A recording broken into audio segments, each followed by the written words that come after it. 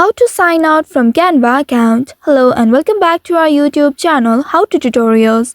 In today's video, I'm going to show you how you can log out from your Canva account. In order to do so, first of all, open your Canva application on your mobile device and ensure that you are logged into your account. Once you are logged into your account, you will land on this home page. Now, here at the top left, you'll be able to see 3 horizontal bars.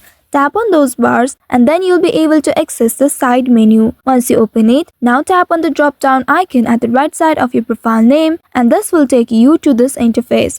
Now in this interface at the very bottom, you'll be able to locate sign out option. Simply tap on this sign out and soon after doing that, you will be signed out from your account. Now if you want to log in back to your account, you will need to tap on this continue button or you may also continue with another account if you want to log in to another account. So by following these steps, you should be able to log out from your Canva account. I hope this tutorial was helpful. If yes, don't forget to like, share and subscribe to our channel. Also hit that bell icon to never miss any updates from us. Thank you for watching.